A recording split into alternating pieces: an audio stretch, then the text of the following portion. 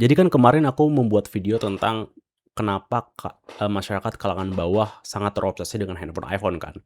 Nah, ketika aku membuat video itu, aku pikir, ada sesuatu yang miss dari video itu. Karena kan dalam video itu kan kurang lebih inti dari videonya itu adalah masyarakat kalangan bawah itu menyukai iPhone tidak hanya karena iPhone adalah handphone yang bagus, tapi juga status sosial dari handphone tersebut karena hanya kalangan atau orang yang mempunyai ekonomi tertentu yang bisa beli gitu. Jadi ada obses terhadap status di situ. Kurang lebih kayak gitu. Cuman untuk memperjelas mungkin kalian bisa nonton video, tersebut. Dan dari argumen itu, aku menyadari sebenarnya hal yang gue nggak sempat mention, yaitu tentang bagaimana sebenarnya kita itu tidak benar-benar membutuhkan handphone baru, tapi perusahaan-perusahaan handphone ini yang ngebuat kita merasa kita membutuhkan handphone baru tersebut. Maksud gue gini, gue kasih contoh yang lebih lebih lebih jelas ya. Jadi kemarin itu aku ngelihat salah satu postingan di Instagram atau di TikTok gitu, di mana ada orang kaya, miliarder, yang dia tuh masih memakai handphone yang kurang lebih jadul, handphone iPhone yang jadul, padahal dia tuh bisa bisa aja membeli iPhone terbaru dengan gampang gitu. Nah, jadi karena itu, akhirnya banyak orang-orang yang berkomentar terhadap dia, kenapa dia nggak beli handphone baru. Nah, ini contoh-contoh yang gue mau bahas gitu. Di zaman sekarang, orang-orang lebih cenderung berpikir kebutuhan itu lebih lebih dominan kepada apa sebenarnya perkembangan teknologi yang paling bagus dari apa sebenarnya yang kita butuhkan. Karena kalau misalnya kita berbicara dari contoh itu, bagaimana kalau misalkan orang yang kaya itu, dia nggak butuhkan apa-apa lebih dari handphone jadul yang dia punya, gitu. Kalau misalnya handphone itu masih bisa dipakai sesuai dengan kebutuhan dia, kenapa dia harus ganti? Nah, this is pertanyaan yang sebenarnya kita mencoba untuk gali dalam video ini. Oke, langsung aja kita ke videonya.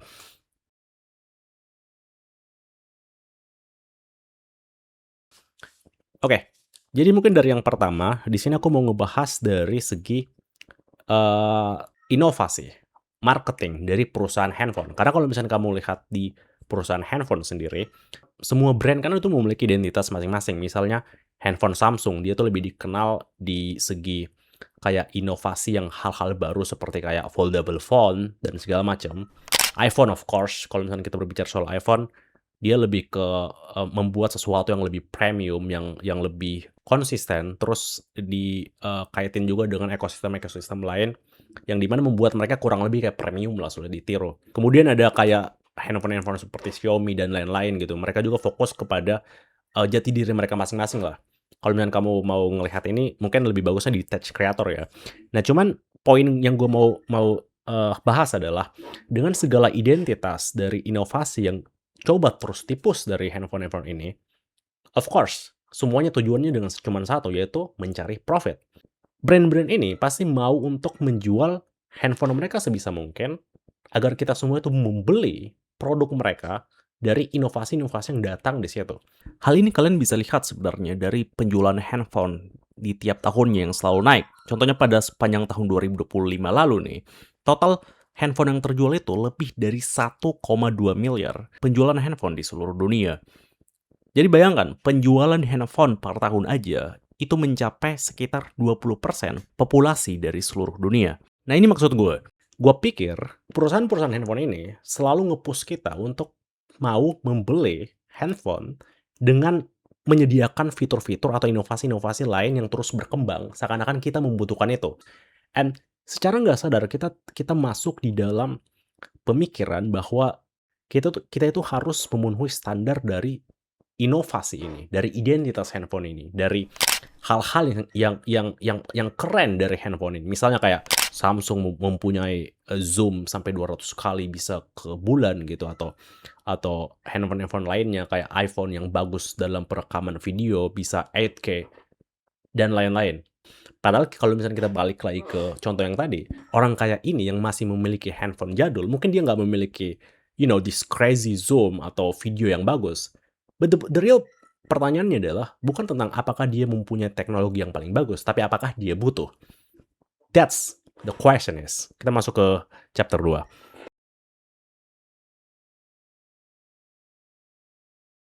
Nah, sekarang pertanyaannya adalah apa sebenarnya yang kita butuhkan? Karena kan kalau misalkan kita ngelihat realitas dari orang atau contoh bapak-bapak yang orang kaya tadi, ya kita mungkin bisa katakan dia nggak ngebutuhkan teknologi yang bagus itu gitu. Nah, tapi kan kalau misalnya kita berbicara dalam konteks kehidupan kita, kita kan masing-masing memiliki kebutuhan yang berbeda-beda, ya kan? Dan gua kemarin ngelihat salah satu postingan di TikTok soal ini dan ada orang yang komentar gitu tentang bagaimana iPhone itu sebenarnya dibutuhkan. Kenapa? Dan alasannya tuh kurang lebih karena, eee, mereka perlu dokumentasi video-video, foto, dan segala macam. Dan ketika misalnya gue ngeliat ini, gue bener-bener pause di sini gitu, karena kalau misalkan di zaman sekarang itu kita membutuhkan handphone iPhone, dikarenakan di zaman sekarang kita memerlukan dokumentasi terhadap sesuatu, lalu kenapa orang-orang di zaman dulu itu nggak membutuhkan iPhone? Sebelum kalian menyerang gua karena kan di zaman sekarang kan, eee, hidup kan berbeda kan, hidup hidup di zaman dulu ya kamera nggak ada, di zaman sekarang ada. Kita nggak bisa menyamakan karena kita kan udah juga hidup di sosial media bla bla bla bla. Oke, gua paham itu.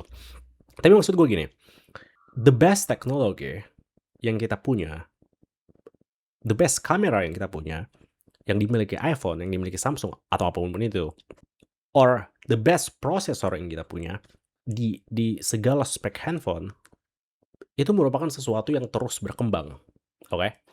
Ini bukan tahun tahun 2015 lagi, 2016 lagi, di mana handphone yang high end itu bener-bener jauh banget, kebanting banget dengan handphone-handphone yang jelek gitu, handphone-handphone yang maksud gue kayak kayak di bawahnya. Di zaman sekarang, kalau kamu lihat handphone-handphone yang kayak di bawahnya, di kayak duit 3 juta, 4 juta, 5 juta mungkin, or I think that's just fine untuk bisa mendokumentasikan sesuatu. Gue nggak bilang itu setara dengan handphone-handphone yang harganya mahal kayak iPhone, Samsung, dan segala macam gitu. Nah, cuman gapnya tuh udah jauh lebih dekat dibandingkan mungkin 10 tahun lalu di tahun 2016. Handphone flagship dan handphone yang mid-range mungkin gapnya tuh terlalu jauh perbandingannya kan. Nah, di zaman sekarang tentu udah beda banget kan. Kamu udah bisa pakai handphone 3 juta, 4 juta untuk dokumentasikan sesuatu. Apakah sebagus iPhone? Enggak. Cuman balik lagi ke pertanyaan gue, apakah kamu membutuhkan sebagus iPhone? Maksud gue gini, perusahaan handphone di zaman sekarang itu kan selalu menciptakan teknologi-teknologi baru di tiap tahun karena tujuannya itu ya untuk mendapatkan profit sebanyak mungkin. Dan ketika teknologi baru ini terus tipus, akhirnya perlahan itu kita merasa handphone kita itu tidak cukup dan kita perlu membutuhkan handphone baru di tiap tahunnya. Ya kan? Nah, padahal kan kalau misalkan kita lihat, ini sebenarnya bukan karena kita benar-benar butuh handphone baru itu, tapi dikarenakan perkembangan teknologi dari perusahaan handphone inilah yang membuat kita merasa handphone kita itu tertinggal. Dan ini persis banget dengan contoh yang bapak-bapak orang kaya tadi tuh. Banyak banget orang yang menjudge bapak itu karena kalau misalkan dia mempunyai uang yang cukup, harusnya kan dia membeli handphone dengan teknologi terbaru.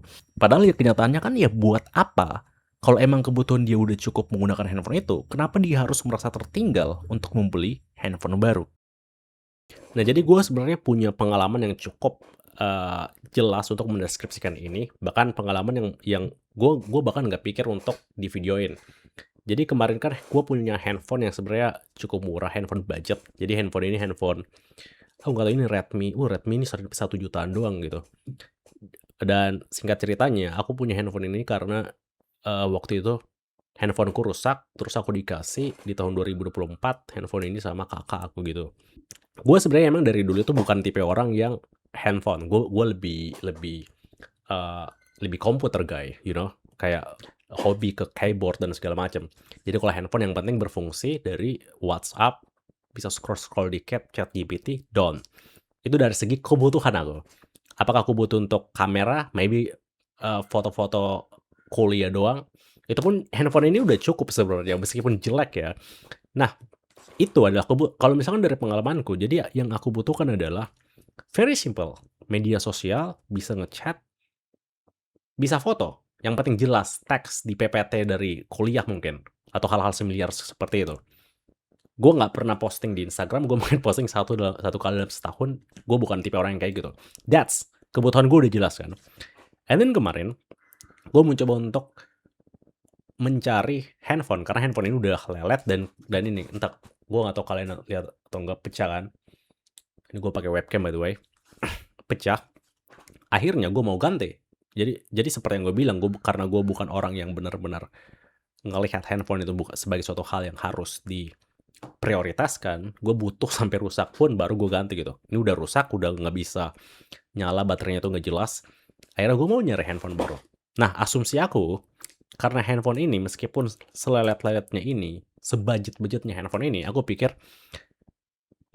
aku mau beli handphone yang 2 kali lipat harganya, mungkin handphone-handphone yang 3 juta, 4 juta kayaknya udah cukup nih, untuk beli handphone baru yang di mana kayak secara signifikan mungkin 2 kali lipat lebih baik dari ini, atau mungkin 3 kali lipat mungkin, karena kita tahu ini handphone kan 2024 kan. Singkat cerita, aku carilah handphone yang paling bagus. Gue cari review dari di YouTube gitu tentang handphone apa sebenarnya yang paling bagus. Nah, ketika gue nyari ini, gue dapat banyak banget review-review yang bagus, yang detail dari kameranya apa, perbandingan kamera dengan handphone ini apa, prosesornya apa, baterainya apa, ada kayak rendering segala macam kayak kayak kalau kita mau main game gitu. Di PC biasanya banyak, cuman di handphone gue nggak tahu ternyata ada juga kayak gitu. Kita mau tahu GPU-nya berapa gitu dan segala macam lah. Dan dalam proses ini gue bener-bener fokus banget kayak apa sebenarnya yang paling keren, apa sebenarnya kamera yang paling bagus, apa sebenarnya baterai yang paling cocok. And then gue compare brand A, brand B, brand C sampai gue sadar kayak waktu itu kan budget gue kayak 3 juta doang kan, dan gue berpikir kayak enggak, 3 juta kayaknya kurang. Kenapa? Karena teknologi ini udah bagus banget, ya kan? Gue mau pakai handphone 3 juta gue ngerasa kayak enggak. Aku kayaknya ini kurang banget nih untuk handphone 3 juta, itu sangat kurang lah. Padahal sebenarnya kalau misalnya kita ngelihat lagi, kemarin, sebelumnya, gue pakai handphone yang jelek banget nih, handphone yang sejutaan doang. Tapi ketika misalkan gue ngelihat review ini, gue langsung berpikir, handphone 3 juta bahkan kurang. Why? Because banyak banget perbandingannya. Banyak banget perbandingan teknologi, dari inovasi, dari marketing, dari identitas dari handphone ini yang udah di-post untuk dapetin profit, of course, right? Therefore, standar kita tuh berubah. Kita tuh langsung berpikir apa sebenarnya yang paling keren, teknologinya paling baru, paling bagus. Dan itu akan selalu berkaitan dengan uang yang lebih banyak, uang yang lebih banyak kan. Akhirnya apa? Akhirnya aku keep searching, 3 juta nanggung banget, keep 4 juta, 4 juta, kayaknya masih nanggung juga. Sampai akhirnya aku beli handphone yang harganya 6 juta. 6 juta. And then ketika misalnya gue udah punya, bagus nggak? Bagus, of course, 6 juta. Cuman aku balik lagi ke pertanyaan yang paling dasar yang tadi aku bilang di uh, di contoh ini gitu. Apakah aku benar-benar butuh? Aku hanya butuh WhatsApp, ChatGPT, kamera untuk foto-foto dikit. Apakah gue butuh handphone 6 juta? Dengan banyak banget perkembangan teknologi, dengan segala inovasi yang diberikan oleh handphone-handphone ini, telah menggeser apa sebenarnya yang kita benar-benar butuh. Seakan-akan kita lupa tentang apa yang kita butuh, dan kita mencoba untuk mencari apa teknologi yang paling bagus di luar sana. Buat apa gue ngelihat kayak GPU apa yang terbaik untuk main game? Gue nggak butuh itu, karena gue nggak main game juga di handphone gitu. Why I need that? I don't ever understand kenapa gue ngelihat secara detail kayak perbandingan kamera, zoom 10 kali itu yang paling bagus handphone mana. Gue nggak pernah butuh itu. You understand? Kayak this inovasi dari teknologi telah menggeser apa sebenarnya yang kita butuhkan dari sebenarnya sesuatu yang kita butuhkan menjadi sesuatu yang paling keren dan never ending. Dari itu tadi 6 juta itu hampir nggak stop loh. Untung budget gue pas mentok di situ. Kalau misalkan enggak, itu gue bisa push lagi tuh. Sampai akhirnya apa? Akhirnya ya gue kayak orang-orang lain. Beli handphone 10 juta, 12 juta, 15 juta, and so on. Salah nggak? Nggak salah. Sama sekali nggak salah. Cuman permasalahannya adalah, pertama, apakah itu sesuatu yang kita butuhkan? Dan yang kedua yang paling penting adalah, apakah kita mampu untuk mendapatkan itu? Kita sekarang masuk ke chapter 3.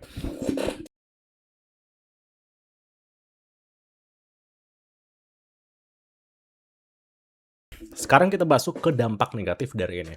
Nah, sekarang balik lagi sebenarnya. Gue sebenarnya nggak mau menghakimi orang yang mampu untuk membeli duit kayak kok mampu membeli duit sih? Orang yang mampu membeli handphone bagus.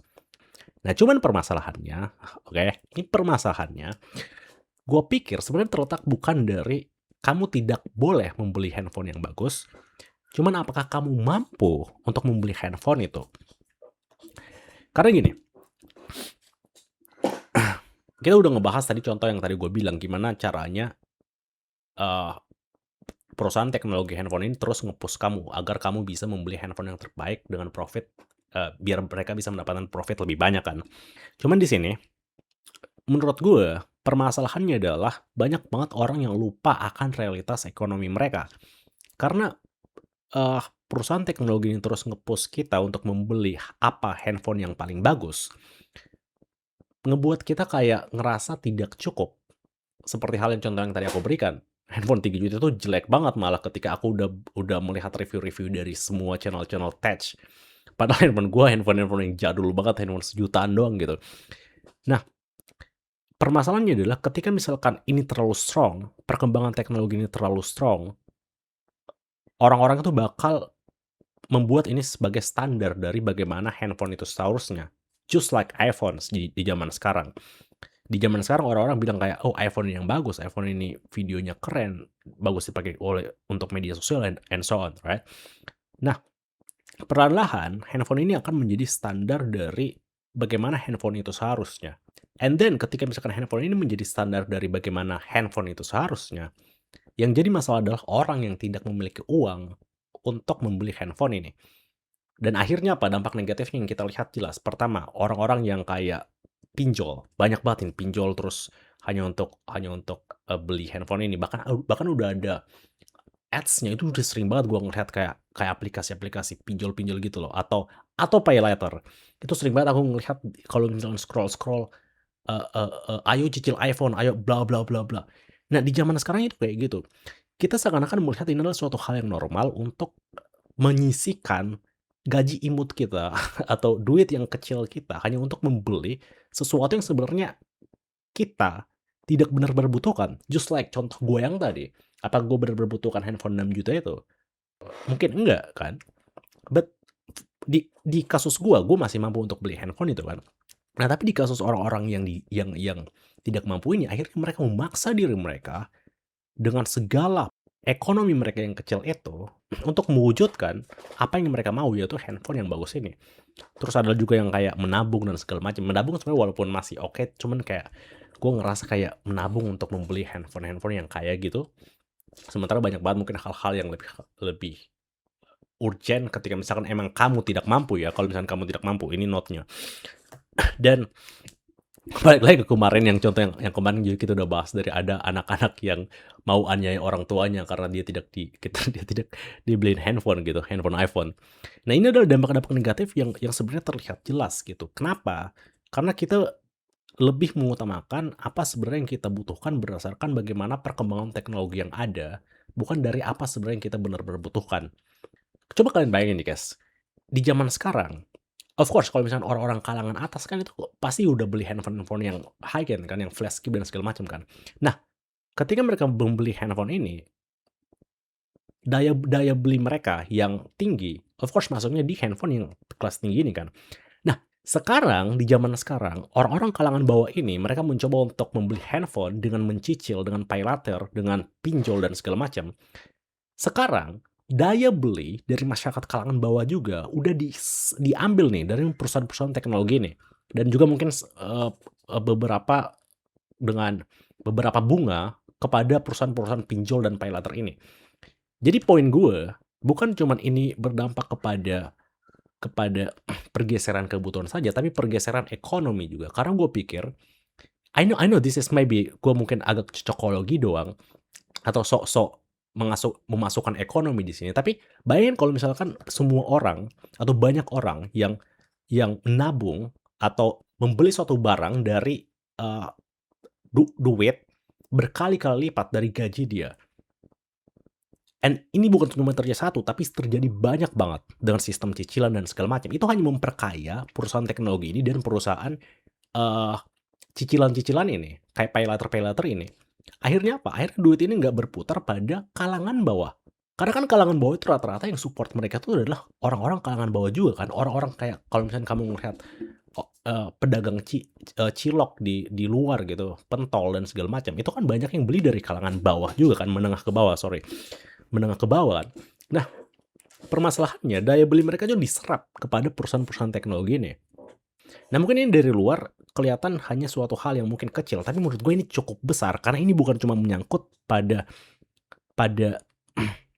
1, 2, 3 orang aja, tapi berkembang menjadi standar yang kita bisa lihat sendiri di sosial media, di mana orang nge-post kayak, "Kamu harus memakai handphone yang bagus ini, handphone yang kayak gini, handphone yang kayak gini." Do they really need it? Maybe not. But everybody use this. Kita semua harus mengikuti ini karena semua orang mempunyai ini, and then kita harus melihat atau memakai sesuatu yang sesuai dari perkembangan teknologi, dari perusahaan-perusahaan yang hanya push untuk mendapatkan profit saja. Akhirnya apa? Akhirnya duit kita dikrok hanya untuk memperkaya perusahaan-perusahaan ini dan tidak berputar di sekeliling kita, terutama untuk menengah kalangan bawah gitu. Dan ya mungkin itu aja untuk video kali ini, gua harap itu cukup make sense, gua nggak ngomongnya muter-muter. Dan by the way ini video kedua guys, gua harap banget kalian mungkin untuk subscribe, karena kan kalau misalkan kita nge-YouTube itu kita harus memenuhi jam tayang, 4.000 jam tayang, dan subscriber itu sebanyak 1.000 gitu, dan gua subscriber kemarin Eee, masih 30 kalau nggak salah, 30. Sebenarnya not bad kalau kadang kan aku baru upload 1 video kan, dan video itu udah kemarin gue ngeliat udah capai 1.000 penonton, which is very good untuk video pertama. Dan ini video kedua. Gua harap kalian bisa atau gua apresiasi banget kalau misalnya kalian subscribe. Mungkin kita akan ngebahas lagi, sesuatu hal yang mungkin menarik di video selanjutnya. Kalau misalnya kalian punya saran, komen di bawah, dan jangan lupa juga like biar gua tahu ini video yang menarik. Thank you. Sampai ketemu di video selanjutnya.